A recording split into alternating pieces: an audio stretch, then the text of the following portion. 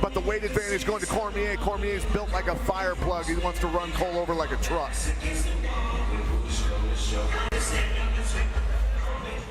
Referee Greg Franklin will oversee the scheduled 3 5-minute rounds.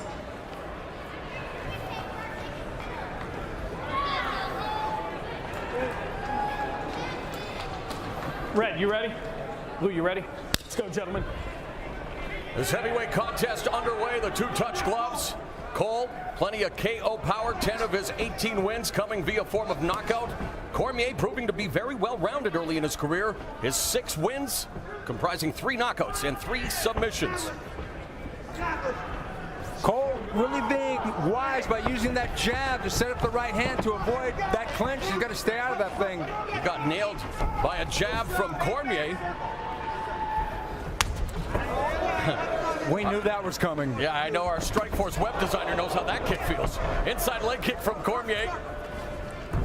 You know, it was a very good kick for a guy that's just been involved in MMA for a year and a half, coming from a wrestling background. You don't see it happen that fast. Well, when you're with a camp called American Kickboxing Academy, something tells me you're going to learn a thing or two about that, as we say a very special hello and Happy New Year to all the brave men and women around the world watching on the American Forces Network. We hope you're enjoying Strikeforce Challengers. Thank you for everything that you do. Uppercut from Cormier jacks the jaw of Cole. Neither kick. And boy, just intercepting that overhand right from Cole, the push kick from Cormier. Cormier using all different kinds of techniques that are very sophisticated. Oh! Beautiful throw there by the Olympic wrestler right into side control. Man, he's laying down an instructional right now. You know, that was some sharp wrestling, man. He hit 2 inside trips, missed them both, and then boom, hit the lateral drop. That's some really cool transition stuff right there. And Pat, talk a little bit more as he's looked like he's going for a guillotine here. Transitions in MMA, something that, you know, as we're enjoying a bigger audience tonight, what is exactly what are you talking about when you talk about transitions? You know, the guys that can transition from punching to a takedown, into the grappling, into the striking, back and forth, it all becomes one thing to them. It's no longer wrestling and kickboxing and boxing. It's fighting. And you can see the superiority in the wrestling here early on as Cormier riding his back momentarily, now has the body lock. You do not want to be here with Daniel Cormier, because if he gets his hips underneath you, you are going for a ride. Well, speaking of transitions, though, to give Cole credit, he did stand back up from under Daniel Cormier. Very Absolutely. Good point. And he was also an All-American at Southern Oregon. And just like a lot of wrestlers, missed the competition when his wrestling career ended. And man, I think, you know, MMA was a godsend to wrestlers. Yeah, everybody's got their highest level, their professional sport, except wrestlers. And then when MMA came along, all the wrestlers started salivating. Come on, guys. Well, one thing, there was a lot of criticism in the last couple of months that wrestling was a boring style, was going to slow down MMA. But with guys like Daniel Cormier and even Devin Cole, that is not being true, because these guys are truly well-rounded at this point. Stalemate in the stand-up right now. Short uppercut, elbow from Cole. Quick right hand from Cormier, closing the gap again. Giving up 3 inches in the reach advantage and just really wearing down this, you know, Cormier, the heavier guy, using his weight well here against the fence. Yeah, but you know what? Look at Cole. You can see he's got some very good wrestling skills. He's dealing with an Olympian, 2-time Olympian. Cormier's tried several inside trips, tried several other things, and Cole's defended almost all of them. Cole's got a 5-inch height advantage. I mean, physically bigger guy, but not the heavier of the 2 individuals. And Cormier continues to pin him up along the fence. To follow up on what you said, Pat, Cole himself told us that his MMA wrestling was better than Cormier's. Well, and you know, conceptually it may be. Obviously, pure wrestling, Cormier has much higher, a higher pedigree. But I tell you what, he's doing a great job in this fight. Yeah, Cole is there and he's throwing. Final minute, overhand right connects from Cormier, and Cole took it. Kind of a slap. Uppercut. Right there, you saw the transition. There's the head kick from Cormier, another kick. And in the final minute, Cormier beginning to really diversify his striking attack. Misses with the wild right. One thing I like about Cormier is he's using head movement after the kicks. Uppercut, man, Cole can take a punch. There's the trip takedown by Cormier, sending a message to the judges. punches. Takedown into the open guard of Cole. Final 4 seconds. Big right hand there, but I tell you what, Mauro, the transitions that we were talking about transitions, the feints and the fakes, you can use it with the wrestling too, and Cormier did that. He changed levels, fake a takedown, hit some punches, back in on the legs, and back upstairs. He had Cole confused that whole time. It was beautiful.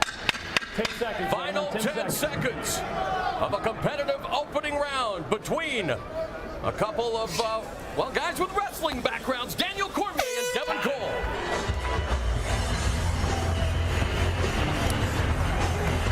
Great first round. I tell you what, there's Cormier. He tried the inside trip and then tried it again. The cage saved him, and then boom, big throw by Cormier. Great transitions, chaining things together. Cormier's got great striking.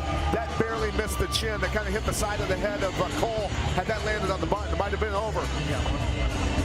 You talk about wrestlers being able to kick. It takes a long time for him to learn. But I tell you what, he's pretty flexible for a big boy. Very fluent with his kicks. Nice to see that. Very nice to see that. And then here he is again after all of the work he did, changing levels, faking the takedowns, hitting uppercuts, hooks, boom, back.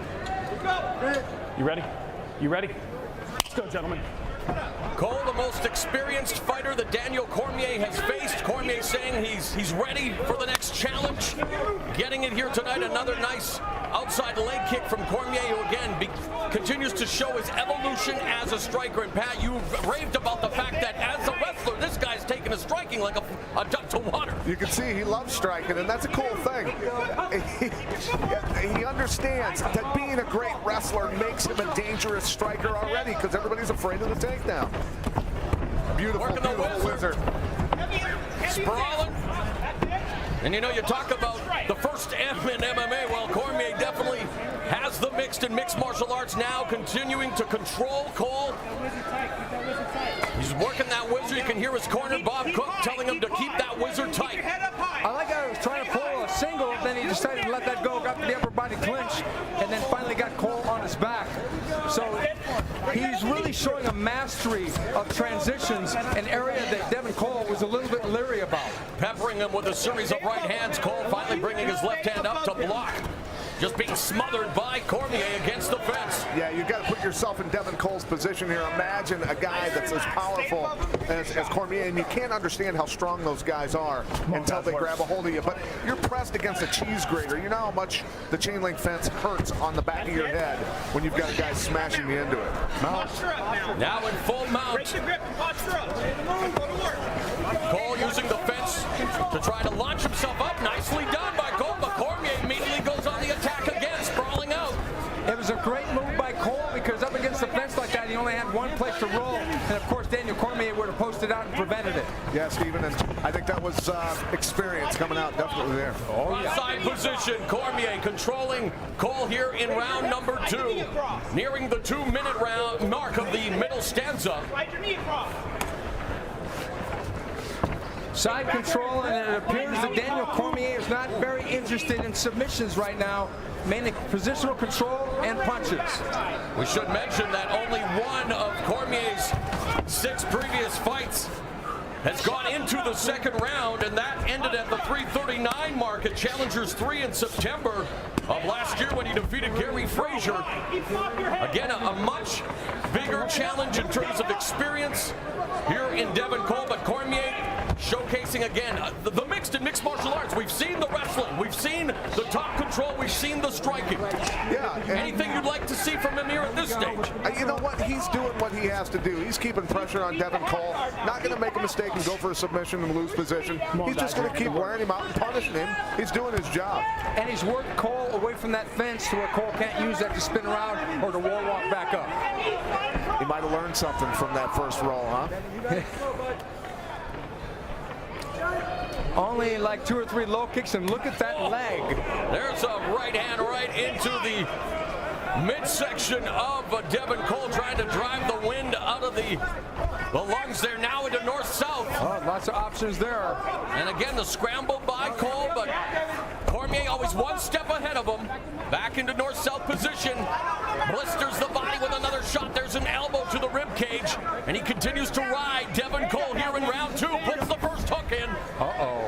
And Cole did a good job of dropping his hip right there right away, but One thing that you'll notice, and we'll see if they transition again, but I tell you what, Cormier's doing a great job of keeping all of his weight on Cole the whole time. Looking for that rear naked choke. 3 wins via submission. One of them has been via RNC, the other due to strikes. So it's obviously a submission that Daniel Cormier has worked on a lot in the gym with Dave Camarillo, the proprietor of Guerrilla Jiu-Jitsu. Final minute, 50 seconds now, and it's been all Daniel Cormier in round 2. It's going to be very hard for him to get Devin Cole because Devin Cole understands how to control that top arm.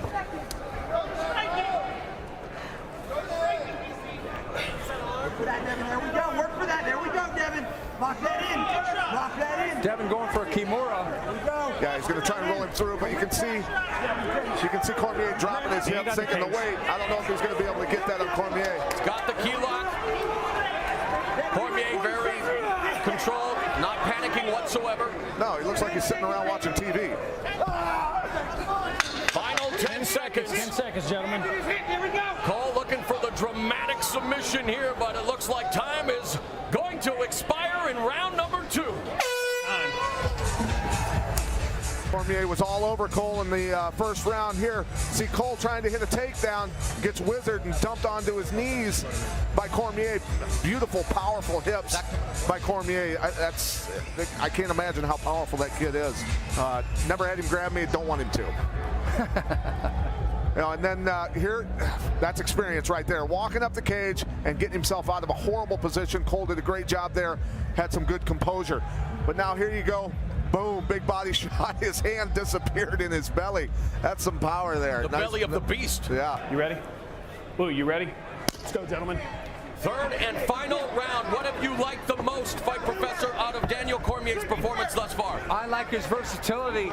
He pretty much kickboxed the early part of the first round, got that round in the bag 10-9, and then of course he wrestled and proved his dominance in that position. Went for a couple of submissions, didn't get him, moved out of them and controlled the round. How do you have it after 2 rounds? I've got it 20-18, 2-0 for Daniel Cormier. Coach, you've been in the corner of many champions. What does Devin Cole have to do here, knowing perhaps that he is down by 2 rounds? I mean, he's got to go for a KO. Got to go for a KO here. He's got to win by knockout. He's definitely down 2018, as Steven said. So this is where you begin to take those chances then, right? You just start letting leather fly, get into a low stance, avoid the takedown attempts by Cormier, and let it happen. Pretty much doing it. And Amanda Nunes. Yeah. That's what you need to do. Just throw. Push away. Push away, Devin. Cormier's got some sneaky little uppercuts. He just hooks the head real quick, boom, pops him in there. Very, very good technique on that. Working the over-under now, the 50-50 position along the fence.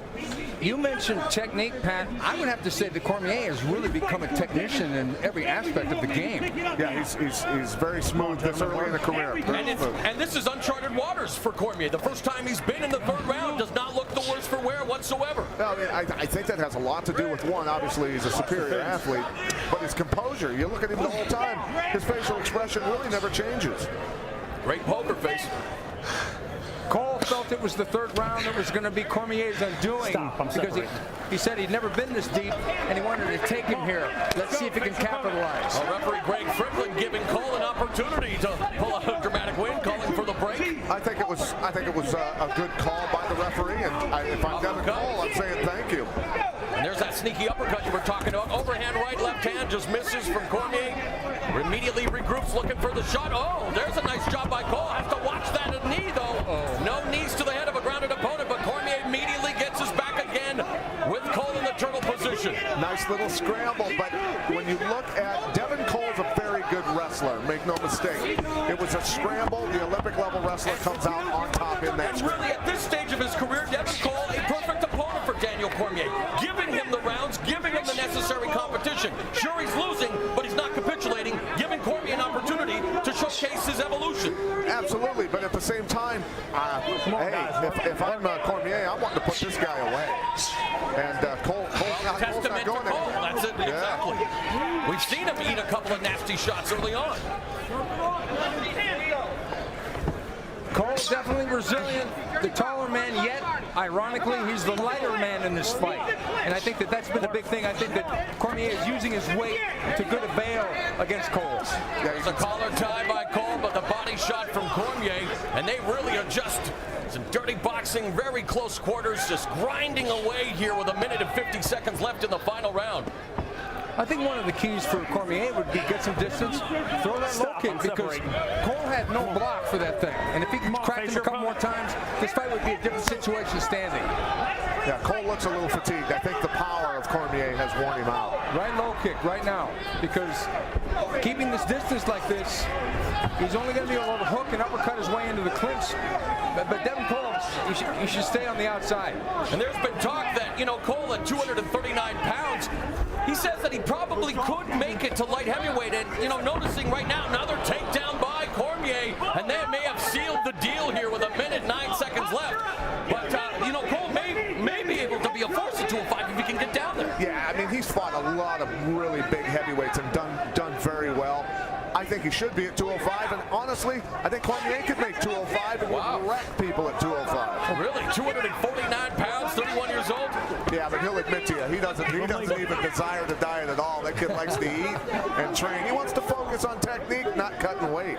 Well, he's a happy fighter now. Maybe at 205 he wouldn't be so happy. And you know, you talk about resilience. Daniel Cormier has had a lifetime and then some of tragedy, losing a baby daughter in a car accident, losing his father as a child, and it's just been amazing that how well put together, how amazing this guy is as a human being, first and foremost, putting all of that motivation and inspiration into this mixed martial arts career, and looking very good here as he is cruising to what should be a unanimous decision win, unless he's able to stop Cole here in the final 10 seconds. Gentlemen.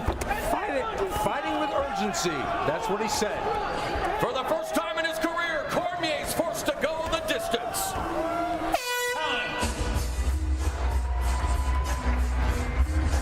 Overall, a pretty competitive round. Cole did a good job, but here's Cormier shooting. He shot from too far out, didn't set it up enough with his takedowns. Luckily, Cole missed that knee because that was an illegal knee. Technically, could have ended the fight there and lost. And then here's the punches in the clinch, something that Cormier is doing really well. He's transitioning, tying up, changing levels, throwing uppercuts, grabbing the head, throwing another uppercut. Beautiful stuff. And then here, finally, the inside trip works for him. Good timing on it, further, far enough away from the cage where Devin didn't fall against the cage and save himself. All right, ladies and gentlemen, we go to the scorecard where all three judges cage side scored the bout 30-27 for the winner by unanimous decision, Daniel Cormier.